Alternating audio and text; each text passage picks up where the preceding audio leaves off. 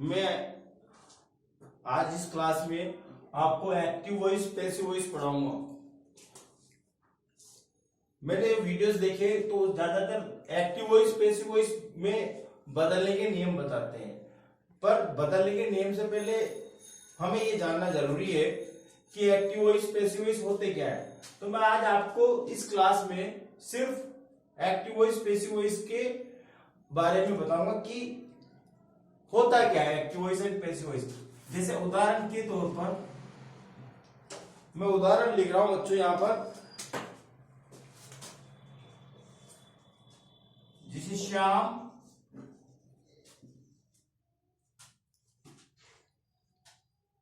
Pledge cricket. दूसरा है cricket is played by Shyam. देखिए दो सेंटेंस हैं। पहले सेंटेंस का मतलब है कि श्याम क्रिकेट खेलता है, दूसरे का है क्रिकेट श्याम के द्वारा खेला जाता है। तो दोनों सेंटेंस का अगर अर्थ देखा जाए तो अर्थ तो एक जैसा ही है, लेकिन बात को कहने का तरीका अलग अलग है। कि एक में श्याम को हाईलाइट किया गया है कि श्याम क्रिकेट खेलता है, और दूसरा है कि श्याम क्रिकेट श्याम के द्वारा खेला जाता है। तो जैसे कि अब ये श्याम प्लेज क्रिकेट, ये सब्जेक्ट है, यहाँ भी सब्जेक्ट है, ये वर्ब है, ये ऑब्जेक्ट है। दोनों में सब्जेक्ट वर्ब और ऑब्जेक्ट है, लेकिन ये एक्टिव वॉइस है और ये पैसिव वॉइस है। अब ये ऊपर वाला सेंटेंस क्यों एक्टिव वॉइस है? देखिए कि जब किसी सेंटेंस में जो सब्जेक्ट होता है, अगर सब्जेक्ट जैसे ये यहां पर नंबर 1 में श्याम है, अगर ये डूअर है, क्या है? डूअर यानी कि काम को करने वाला,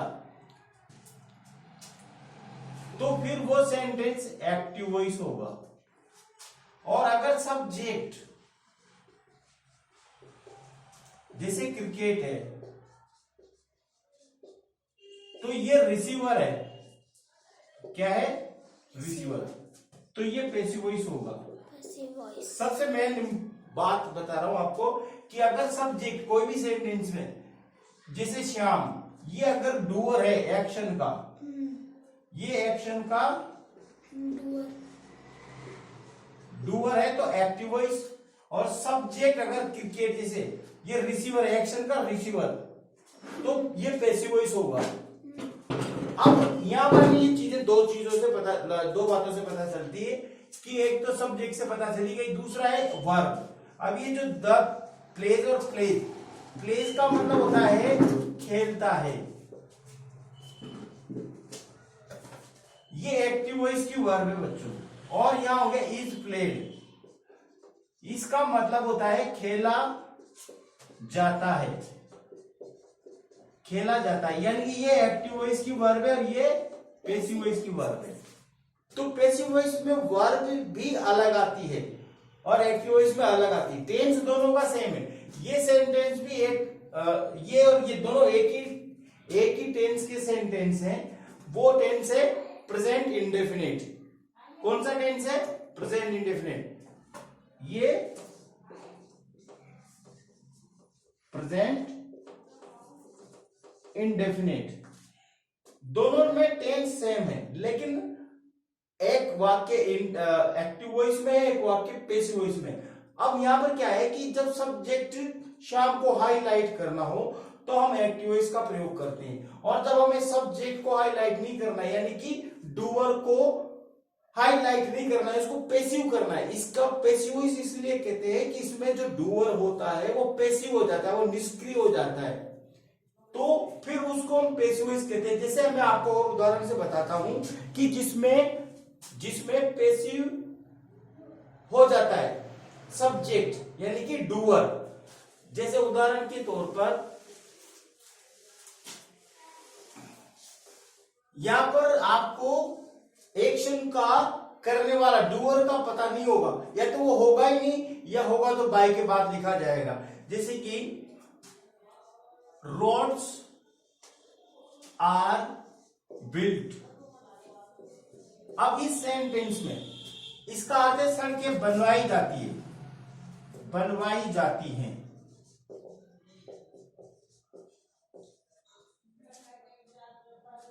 सड़कें बनवाई जाती हैं, तो ये पैसिव वॉइस है, और ये आर प्लस थर्ड फॉर्म से पता चल रहा है। यहां पर काम सड़कें कौन बनाता है इसका पता नहीं है। होमवर्क इज नॉट गिवन, गृह कार्य नहीं दिया जाता है। अब यहां पर ये पैसिव वॉइस है, क्यों है? क्योंकि इज प्लस थर्ड फॉर्म आ रही है और नेगेटिव सेंटेंस इसलिए नॉट आ रहा है। यहां पर अब काम करने वाला नहीं है, होमवर्क देने वाला कौन है पता नहीं है। यहां पर हम ये बात को हाईलाइट करना चाहते हैं कि एक्शन, जब हम एक्शन को और रिसीवर को हाईलाइट करें, किसको? रिसीवर को, या और एक्शन को, कि क्या काम है जो इंपॉर्टेंट है वो जो किया जा रहा है। अगर हम उसको वाक्य में हाईलाइट करना चाहते हैं तो हमें पैसिव वॉइस वाक्य बनाना पड़ेगा। क्यों? इसका नाम पैसिव वॉइस इसीलिए पड़ा है कि इसमें सब्जेक्ट यानी कि जो डूअर है वो निष्क्रिय हो जाता है, वो पैसिव हो जाता है, और जिस सेंटेंस में डूअर एक्टिव हो जाता है वो सब्जेक्ट हो जाता है, सब्जेक्ट की जगह पर आ जाता है। जैसे कि टीचर गिव्स होमवर्क। अब यहां पर ये टीचर एक्टिव हो गया, टीचर काम देता है, होमवर्क देता है। तो यहां पर हमें ये समझ में आ गया कि एक्टिव और पैसिव वॉइस में क्या है कि ये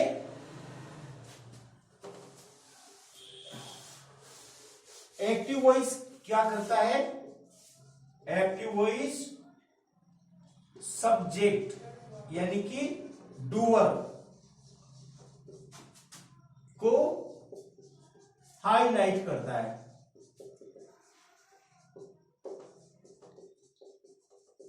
और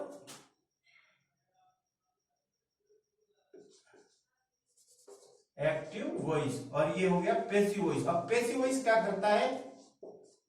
जो ऑब्जेक्ट है या एक्शन है, ऑब्जेक्ट या एक्शन को हाईलाइट करता है। ये जैसे और उदाहरण बता देता हूं, और उदाहरण देखो कि she कुक्स food for us. She कुक्स food for us, वो हमारे लिए खाना बनाती है। यहां पर अब ये जो शी है वो काम करती है, तो ये एक्टिव वॉइस हुआ क्योंकि यहां पर सब्जेक्ट जो है डूअर है। और अब अगर जैसे कि food is cooked for us, food is cooked for us, इसका मतलब हुआ कि खाना हमारे लिए बनाया जाता है, पकाया जाता है। कौन पकाता है? वो एक्शन जो करने वाला है डूअर, वो इसमें नहीं है, डूअर नहीं है, और डूअर है। ये अंतर बच्चों आपको समझना पड़ेगा। और ये अंतर एक तो यहां सब्जेक्ट से भी पता लग जाता है, दूसरा मुख्य रूप से ये जो पता चलता है वो इससे पता चलता है कि एक्टिव वॉइस में वर्ब जो होगी वो टेंस की होगी, और पैसिव वॉइस वो पैसिव वॉइस की होगी, उसमें helping verb plus third form होगी। पर अभी यहां पर मैं आपको टेंस के बारे में नहीं बता रहा हूं। एक्टिव वॉइस और पैसिव वॉइस की टेंस भी हम लिख देंगे, वर्ब भी लिख देंगे, लेकिन आपको मुख्य रूप से एक्टिव वॉइस और पैसिव वॉइस का यूज कहां होता है ये मैं आपको बता रहा हूं। तो एक्टिव वॉइस और पैसिव वॉइस का यूज जो है कि when the verb shows the action is done by the subject, अगर क्रिया से ये पता लग रहा है कि एक्शन जो है वो सब्जेक्ट के द्वारा किया जा रहा है, किसके द्वारा, इस सब्जेक्ट के द्वारा, तो वो एक्टिव वॉइस होगा। और अगर वर्ब से ये पता लग रहा है कि एक्शन किया जा रहा है लेकिन करने वाले का पता नहीं है, तो यहां ऑब्जेक्ट को हाईलाइट हो जाता है। ये फूड यहां पर ऑब्जेक्ट है, इसलिए ऑब्जेक्ट यहां हाईलाइट हो गए, तो वो सेंटेंस पैसिव वॉइस में होगा। अब मैं आपको और 5-6 उदाहरण से आपको मैं बताता हूं कि, और आप उससे पता भी लगा सकते हैं कि कौन सा सेंटेंस एक्टिव वॉइस है, पैसिव वॉइस है। जैसे कि I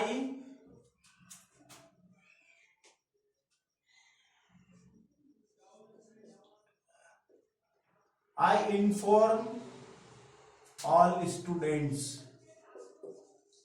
मैं सभी बच्चों को सूचना देता हूं। We are informed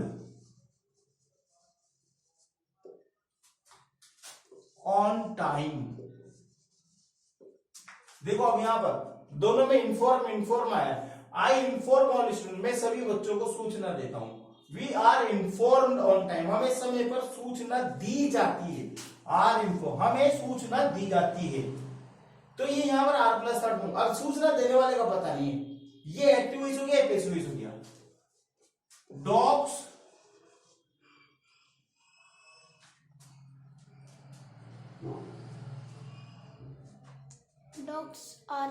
Dogs chase the strangers। Dogs chase the strangers, कुत्ते अजनबी का पीछा करते हैं। तो यहाँ डॉग्स एक्टिव है और ये वर्ब जो है वो प्रेजेंट इंडेफिनिट में, तो ये एक्टिव वॉइस हो गया।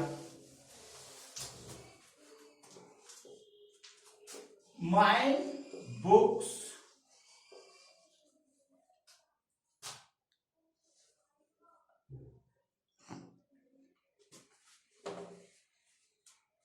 are kept on the table। My books are kept on the table, मेरी किताबें टेबल पर रखी जाती हैं। और ये अब मैं जैसे यहां लिख सकता हूं, I keep my books on table, मेरी किताबें मैं टेबल पर रखता हूं। तो ये आई कीप, मैं आप काम करता हूं, तो ये एक्टिव वॉइस हो गया, पैसिव वॉइस हो गया। तो मुझे लगता है कि अब आपको इस वीडियो में ये समझ में आ गया होगा कि एक्टिव वॉइस क्या होता है और पैसिव वॉइस क्या होता है। देखिए अब जो और उदाहरण बता देता हूं। she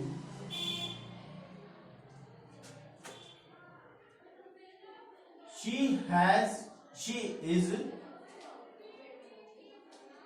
punished by the teacher।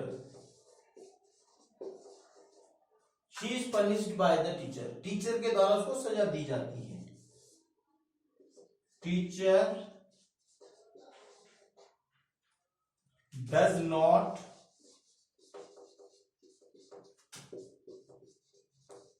punish her, teacher उसको सजा नहीं देता है। तो ये सेंटेंस, ये एक्टिव वॉइस हो गया, सॉरी ये पैसिव वॉइस हो गया, ये एक्टिव वॉइस हो गया। अभी मैं यहाँ एक ही सेंटेंस एक ही टेंस के लिख रहा हूं, बाकी दूसरे टेंस के नहीं लिख रहा हूं। तो मुझे लगता है कि और अब आपको एक्टिव वॉइस पैसिव वॉइस समझ में आ गए होंगे। दूसरा पढ़ो, दूसरा, अभी तो 15 पे जाने वाले हो। We elect our leader every year.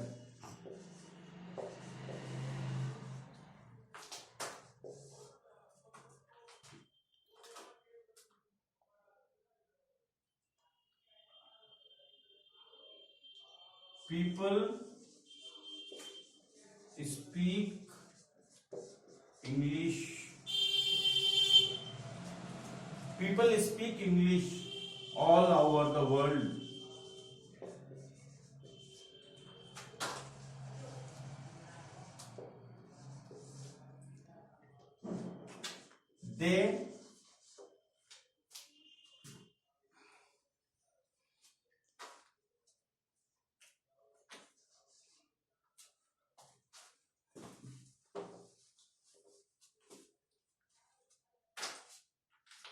They celebrate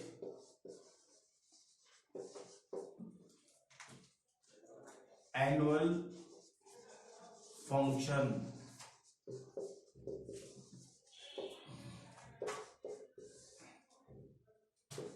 Plants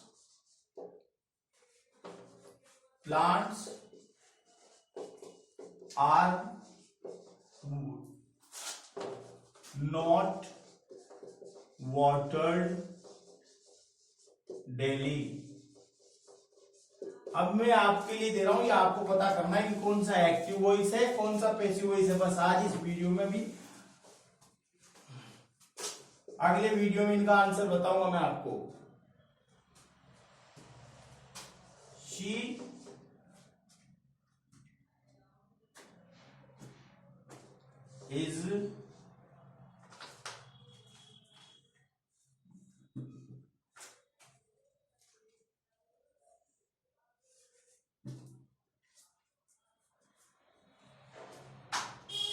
is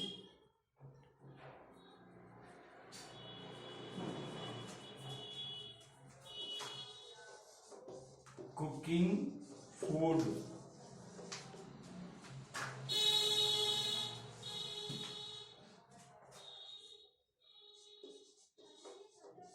Messages are sent to all parents.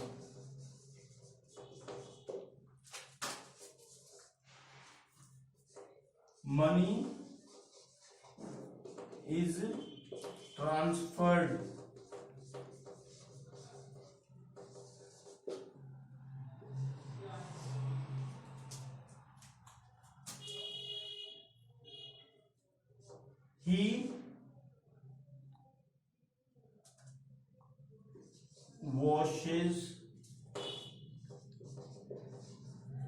he washes clothes daily.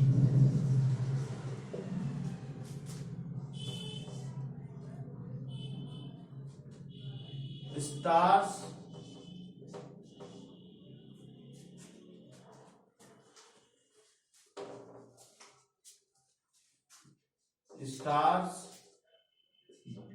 get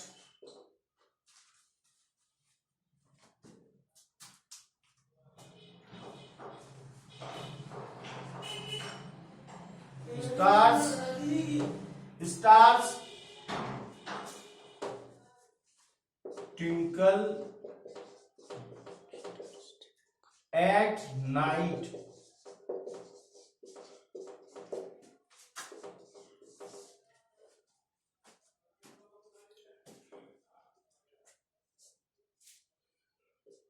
Letter is not sent to all.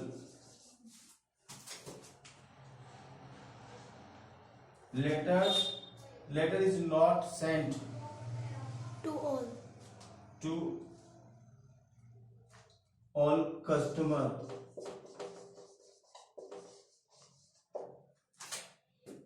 ये 10 सेंटेंस है। इन 10 के 10 सेंटेंस का आंसर आपको अगली वीडियो में मैं बताऊंगा। अभी आपने सिर्फ ये समझा कि एक्टिव वॉइस और पैसिव वॉइस क्या होता है। मैं एक बार रिपीट कर रहा हूं।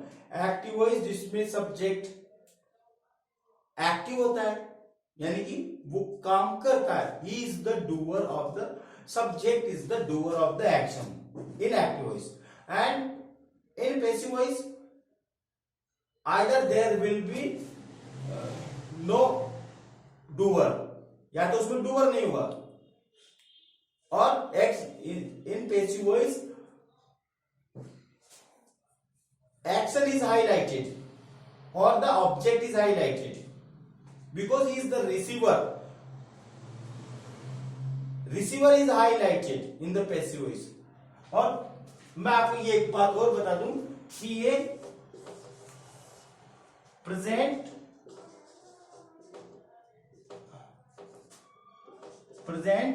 इंडेफिनेट टेंस का ही बताया मैंने ज्यादातर। तो यहां पर इसमें फर्स्ट फॉर्म आती है और फर्स्ट फॉर्म के साथ प्लस एस या एस आता है, ये तो आता है एक्टिव वॉइस में, और पैसिव वॉइस में is am are plus third form, ये तो हो गया एक्टिव वॉइस, ये हो गया पैसिव वॉइस।